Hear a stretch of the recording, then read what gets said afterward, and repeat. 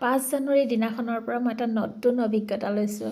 মেকআপৰ ক্লাছ কৰিছোঁ। যিহেতু মই বিউটিচিয়ান কোৰ্চ কমপ্লিট হৈ গ'ল, সেইবাবে মেকআপ কৰিছিলোঁ। প্ৰথম দিনাখনে স্কিনৰ বিষয়ে কৈছে, আইৰ বিষয়ে কৈছে, নানান ধৰণৰ সৰু সৰু বেছিক নলেজ দিছে আৰু বহুতখিনিয়ে সেইদিনা মই গম পালোঁ, বুজি পালোঁ। ইয়াত ছেকেণ্ড দিনাখন থিয়ৰী দি আছে, লগতে চাউথ ইণ্ডিয়ান লুক এটা দি আছে, লগতে কৈ গৈছে প্ৰথমে কি ব্যৱহাৰ কৰিব লাগিব, কি কৰিব লাগিব, মানে গোটেইখিনিয়ে মানে ধুনীয়াকৈ বুজাই কৈ গৈছে আৰু ফাৰ্ষ্ট আই মেকআপ, পিছত কি হ'ব, ড্ৰাই স্কিনৰ কাৰণে কি, অইলি স্কিনৰ কাৰণে কি, সকলো ধুনীয়াকৈ কৈ গৈছে, ধুনীয়াকৈ বুজি পাই গৈছোঁ আৰু এয়া ছেকেণ্ড দিনাখন তেনেকৈ গ'ল।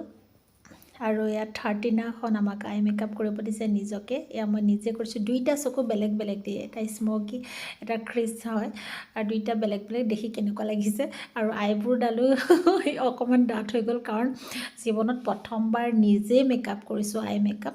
আৰু আই মেকআপ কৰাৰ পিছত মই নিজৰ মেকআপো কৰিলোঁ, তাৰপিছত বেলেগক কৰি দিছোঁ। বেলেগক মানে পাৰি আৰু, কিন্তু নিজে কৰিবলৈ বহুত দিগদাৰ। আই মেকআপ কেনেকুৱা লাগিল জনাব।